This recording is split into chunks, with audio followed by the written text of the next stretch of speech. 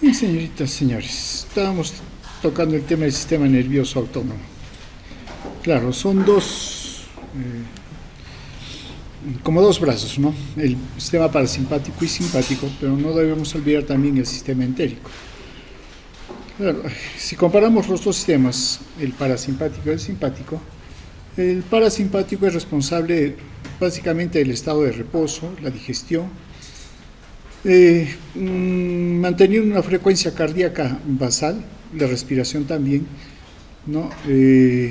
Prácticamente y un metabolismo en condiciones normales, sí. El simpático también no, es normal, ¿no? En cuanto a metabolismo, pero sí, digamos, en condiciones de reposo, sin esfuerzo y algo por el estilo. Mientras que el sistema simpático más bien es el sistema de respuesta frente al estrés y básicamente responde a las reacciones de lucha o huida. ¿No? Cuando la persona se encuentra, digamos, en alguna circunstancia que le desencadena estrés. Claro, este de lucha-huida es el mecanismo, o mejor dicho, el modelo que permite desarrollar este tipo de respuesta debido a que en la naturaleza se es cazador o se es presa, ¿no? Digamos, hay esa relación. Y entonces, en cuanto hay esa situación de presa y cazador, se presenta esta situación de estrés. Pero bueno, hablaremos del sistema parasimpático, ¿no? ¿Dónde se encuentran las neuronas preganglionares? Claro, se encuentran en núcleos del tronco encefálico y a nivel de la médula sacra, ¿no? Allí estaría la primera neurona. La segunda neurona más bien se encuentra en los ganglios, ¿no? Claro, estos ganglios pueden estar cerca del órgano efector final o pueden estar dentro del órgano, como sucede con algunas estructuras. Yo creo que esto es algo que ustedes conocen, ¿no? Si consideramos los componentes, anatómicamente hablando del sistema parasimpático, tenemos el tercer par, séptimo par, noveno y décimo, ¿no? El lugar donde se ubican los núcleos, ¿no? El núcleo preganglionar, en el caso del tercer par, el núcleo de Edinger-Westphal. El ganglio viene a ser el ganglio ciliar y sus órganos efectores son el músculo constrictor del iris, con lo que causa miosis, y el músculo ciliar de la acomodación del cristalino. Está el séptimo par craneal con su núcleo salival superior y los ganglios, el ganglio submandibular y pterigo-palatino, inerva todas las glándulas que se encuentran a nivel de las fosas nasales y una buena cantidad de la boca hasta faringe llega, ¿no? El noveno par craneal es un núcleo salival inferior, el ganglio óptico es para la segunda neurona, su inervación sobre la glándula parótida. Ahora, el décimo par craneal, que es el que más se extiende en el organismo, se origina tanto en el núcleo ambiguo como el núcleo o motor dorsal del vago. Ahora, sus ganglios como tales no se encuentran, pero sí lo que sucede es que forman plexos, el plexo cardíaco, mientérico, su mucosa, ¿no? Y con eso controla órganos que se encuentran a nivel del tórax, ¿no? A nivel de la cavidad abdominal, y si hablamos del tubo digestivo, inerva hasta ¿dónde? Hasta el ángulo esplénico, ¿no? Hasta el ángulo del colon, hasta ahí llega, ¿no? Ahora, en cuanto a los componentes a nivel sacro, ¿no? Claro, están los niveles sacro 2 a sacro 4, ¿no? Y su ubicación de la neurona postganglionar, dependiendo del órgano, por ejemplo, se encuentra en el ganglio intramural del plexo hipogástrico, que tiene que ver con el peristaltismo y secreción a nivel intestinal, y también con el reflejo de la defecación, ¿no? Que tiene que ver inclusive con la inhibición del esfínter anal. Para la vejiga, tiene su ganglio intramural, también forma un plexo vesical, plexo hipogástrico, contracción del músculo detrusor, inhibición del esfínter uretral. Y para los genitales, el plexo hipogástrico y el plexo pélvico, ¿no? Básicamente los efectos de vasodilatación, y eso permite la erección tanto del pene como del clítoris. Bueno, es un recuerdo anatómico. Ahora bien, en la neurotransmisión del sistema parasimpático en los órganos efectores es a través de la acetilcolina, ¿no? Ahora, la acetilcolina, como mencionamos, se sintetiza en el botón terminal del axón a través de la acetilcoenzima A y la colina, ¿no? Están por acá, y forma la acetilcolina. Se almacenan en las vesículas para ser liberadas, ¿no? Este sistema es bastante conocido. El órgano efector, ya que estamos, los órganos efectores tienen receptores muscarínicos. Ahora, se conocen 5 tipos de receptores muscarínicos básicamente. Claro que hay subdivisiones todavía en cada uno de ellos, ¿no? Ahora bien, si consideramos el efecto que desencadenan, tenemos que los receptores muscarínicos M1 y M3 median efectos estimulantes, donde se encuentren, ¿no? Ahora bien, M1 se encuentra en neuronas del sistema nervioso central, en las postganglionares simpáticas, en el aparato digestivo, ¿no?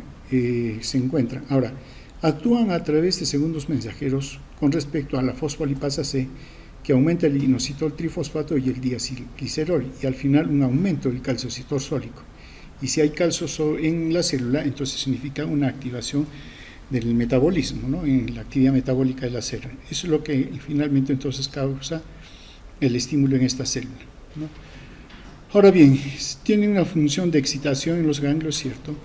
Y en las células, dependiendo si son células musculares o son células secretoras, entonces aumento de la secreción y de la motilidad, en este caso un músculo liso intestinal, ¿no? El receptor tipo 3 hace también lo mismo, solo que hay una variación un tanto con respecto a su ubicación. Está en tejido glandular, vasos, músculo liso, el endotelio, como que esto está más llevado a las vísceras y esto más llevado a los vasos, ¿no? Pero como quiera que a veces ustedes van a encontrar que esa distribución no es tan concordante en todos los autores. Pero como quiera, M1 y M3 son estimulantes. M3 actúa sobre el mismo mecanismo de segundos mensajeros, causa estimulación. ¿Y dónde se encuentra entonces? Hay estímulo. Aumento de secreción, contracción del músculo liso, e induce relajación vascular porque induce la liberación de dióxido nítrico, ¿no? En algunos territorios de los vasos. Ahora, M2 sí se encuentra de manera específica en músculo, en el corazón, en miocardio, sobre todo, pero también se encuentra en el nodo sinusal y el nodo auriculoventricular. Más bien tiene media efectos inhibitorios a través de una inhibición de la adenilciclasa que disminuye el AMP cíclico y aumenta la apertura de los canales de potasio. Entonces, esto hace una hiperpolarización en la célula, lo que implica depresión. Y sí, inhibe la actividad cardíaca, ¿no? Tiene efecto cronotrópico e inotrópico negativo. M4, sí, también se conoce de que actúa sobre este mismo sistema de segundo mensajero, que tiene que ver con la adenilciclasa y los canales de potasio. Pero no se está muy de acuerdo con respecto al efecto, ¿no? Hay mucha diferencia en los autores para señalar. En los textos un poco, digamos, antiguos, señalan que M2 y M4 son inhibitorios, de manera clara lo dicen, ¿no? M2 sí se confirma, pero M4 como que últimamente los autores no se ponen de acuerdo. Y M5, que actúa a través de la fosfolipasa C, el diacilglicerol, etcétera, pero no se le ha ubicado en determinados órganos, no se sabe dónde está, porque básicamente se ha determinado de su gen. Eso es lo que se ha determinado, y no así su proteína y dónde se encuentra, ¿no? Y tampoco se ha determinado su función. Ahora bien, si consideramos esto, entonces, los efectos del sistema parasimpático a través de los receptores muscarínicos, uno los puede deducir si es que se acuerda el tipo de receptor que se encuentra ubicado. La otra es que uno se acuerde el efecto y puede deducir el receptor. Depende de cada uno, ¿no? Si hablamos del globo ocular, ¿no? Tenemos que aquí hay M3 y en algunos autores, inclusive en farmacología, van a ver que hay mencionan también que es receptor M1, pero ambos juegan en el mismo sentido, ¿no? Sí inducen la contracción del músculo esfínter del iris y eso causa miosis. También la contracción del músculo ciliar, y eso hace, si el músculo ciliar se contrae, la zónula de zinc, lo que sostiene al cristalino, se suelta y el cristalino se vuelve mucho más convexo, ¿no? Y claro, eso nos permite la visión cercana. Cuando uno lee de cerca, hace eso el cristalino, y ese es el fenómeno de la acomodación. Pero hay un efecto más que hay que considerar. Si ustedes se acuerdan del lugar donde está el músculo ciliar, hacia la parte de adelante, ¿qué se encuentra?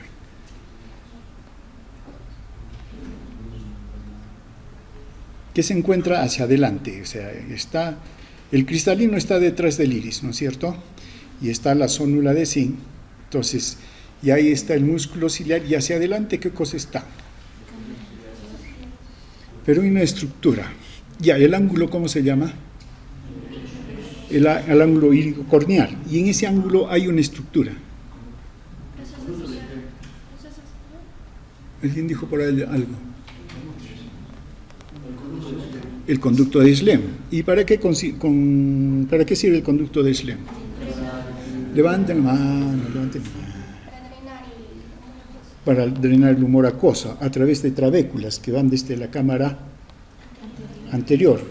Cuando el músculo ciliar se contrae, las trabéculas se abren y eso permite la derivación del humor acuoso. Entonces, ese es, digamos, el otro efecto que se tiene por la contracción del músculo ciliar, favorecer la derivación del humor acuoso. Bueno, entre las glándulas lagrimales no hay mucho problema, tiene receptores M3 y estimula la secreción lagrimal, ¿no? Lo mismo la secreción salival y todo lo demás. A nivel de los bronquios, sí, lo que produce, tiene también receptores a nivel bronquial, M3, que inducen broncoconstricción. Y también aumento de las secreciones glandulares. Esto es muy importante conocerlo, sobre todo en pacientes asmáticos, ¿no? A nivel cardíaco, sí tienen receptores M2, como hemos mencionado. Tiene efecto cronotrópico negativo, inotrópico negativo y vancomotrópico negativo. Pero hay un detalle también acá. Resulta que la inervación del sistema parasimpático es asimétrica, no como el sistema simpático con respecto al corazón, que es simétrico. ¿Eso qué significa? Que el sistema parasimpático tiene más inervación sobre nodo sinusal, no auriculoventricular, va disminuyendo su influencia y tiene menos influencia sobre el músculo cardíaco. Eso no significa que no lo tenga, sí lo tiene, pero comparativamente es menor. Mientras que el sistema simpático más bien sí inerva nodo sinusal, todo el sistema de conducción y el mismo músculo cardíaco. Entonces, los dos no son simétricos en esto. Entonces, si uno compara el efecto inotrópico, cierto, el sistema simpático es inotrópico positivo, pero fuertemente positivo, mientras que el sistema parasimpático es inotrópico negativo, pero no de la misma intensidad que el sistema simpático. Entonces, ahí hay asimetría entre los dos, ¿no? Y también con respecto al sistema parasimpático. Entonces, el sistema parasimpático sí tiene un efecto sobre el nodo sinusal, y eso implica disminución del ritmo cardíaco. Es cronotrópico negativo. Inhibe también la velocidad de conducción del nodo auriculoventricular, efecto vancomotrópico negativo. Y tiene también un efecto negativo sobre el músculo cardíaco, efecto inotrópico negativo. Nos falta uno. No, el de conducción es dromotrópico negativo. ¿Y el vancomotrópico negativo a qué se refiere? Son inotrópico, dromotrópico, inotrópico y vancomotrópico. El vancomotrópico está relacionado con la excitación que tenga el músculo cardíaco, ¿no? Entonces, pero sobre todo el sistema parasimpático tiene efecto inotrópico negativo, dromotrópico negativo, inotrópico negativo. Ahora bien, con respecto al tracto gastrointestinal, sí aumenta la motilidad, ¿no? Y aumenta el tono muscular. ¿Alguna vez les ha dado un cólico de esos buenos post fiesta? ¿Les ha dado ya? allí el que está actuando el sistema parasimpático con gran influencia. Hay algo que ha irritado en el tubo intestinal, ¿no?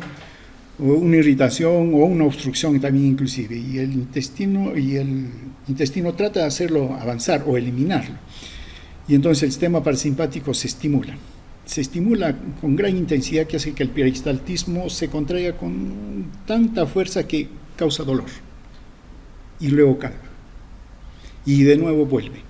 Y si uno se recuerda, el dolor empieza así, ¿no? Aumenta, disminuye, aumenta, disminuye, aumenta, disminuye, pero en cada ciclo el dolor es mucho más intenso y baja. ¿Y de qué se acompaña? Se acompaña, bueno, si es tan intenso ya no avanza hacia adelante, sino hay un reflujo, entonces viene vómitos. Aumenta el peristaltismo, significa la eliminación por vía rectal aumenta, diarrea. Entonces vienen dolor intestinal, náuseas, vómitos, diarrea, ¿no? Entonces ese tipo de cosas. No es sino el sistema parasimpático está muy estimulado, ¿no? Digamos en su influencia que tiene sobre en este caso el tubo digestivo. Y es lo que sucede, ¿no? Cuando es una manera de ejemplificar el efecto que tiene sobre el tracto gastrointestinal. Ahora, también hay alguna connotación que es necesaria. En cuanto a la secreción del ácido clorhídrico, el principal mecanismo por el cual se secreta ácido clorhídrico no es tanto el sistema parasimpático a través de receptores muscarínicos, sino a través de los receptores de histamina tipo 2. Ellos son los que sobre todo estimulan la secreción del ácido clorhídrico. De manera complementaria también tiene su efecto, pero no lo es tanto. Entonces, si uno quiere, digamos, inhibir la secreción de ácido clorhídrico, como en el caso de una úlcera, por ejemplo, no tanto se bloquea el sistema parasimpático. Se puede hacer, pero de manera complementaria. Lo que hay que hacer es más bien bloquear los receptores de histamina tipo 2. Esos son lo que hay que bloquear, y ya están los antihistamínicos tipo 2, ¿no? Eso es para bloquear la secreción de ácido clorhídrico. Porque esta secreción, digamos, su estímulo principal no depende del sistema parasimpático.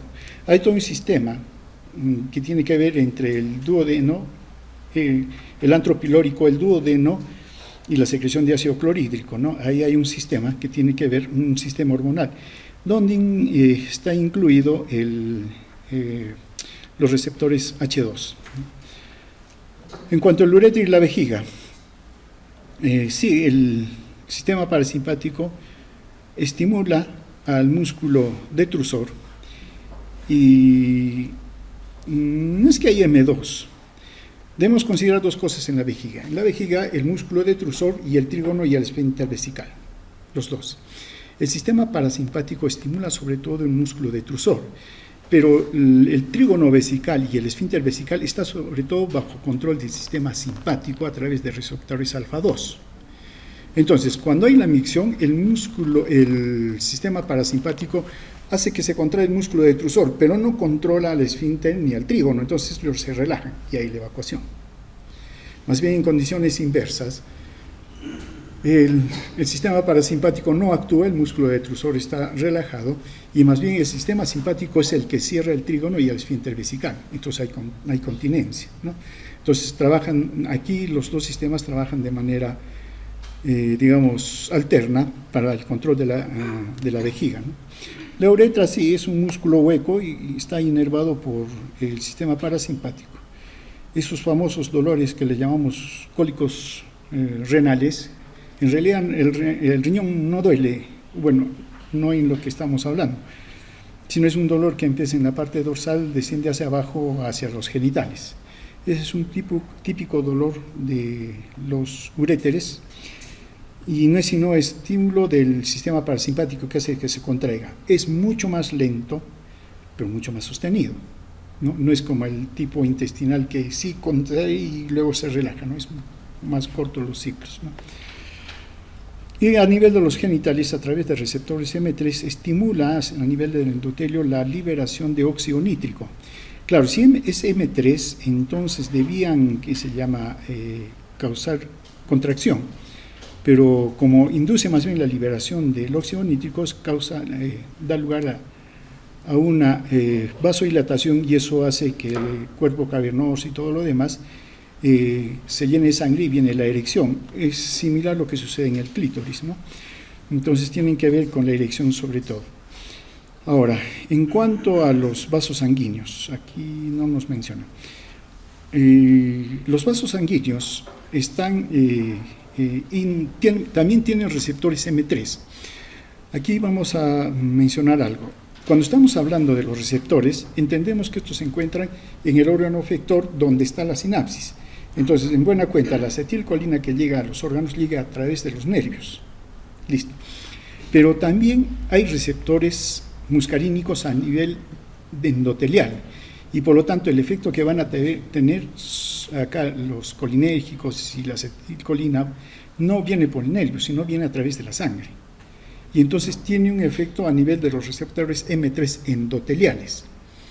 Allí el receptor M3, cuando es activado, la célula endotelial produce óxido nítrico.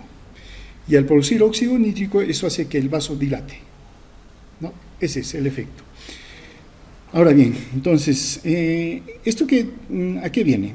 A que entonces el sistema parasimpático no tiene un efecto directo sobre los vasos como que tiene con otros músculos, ¿no? El músculo de los vasos, músculo liso vascular. Sino su efecto es mediado por el óxido nítrico, por eso que causa vasodilatación. Entonces, ¿qué tenemos? Si deprime el corazón, no por lo que hemos mencionado, más vasodilatación, ¿qué pasa con la presión arterial? Disminuye. Claro, acá hay algo que ya debemos ir recordando. La presión arterial depende de dos factores: del volumen sanguíneo y de la resistencia vascular. El volumen sanguíneo depende de dos cosas básicamente: del volumen total sanguíneo que tenga y del gasto cardíaco, ¿no? Eso depende y eso determina volumen. Y el segundo es la resistencia vascular. Ahora, de la resistencia vascular, quien hace resistencia son los vasos de resistencia. Vale decir, arterias de pequeño calibre y arteriolas son las que hacen resistencia.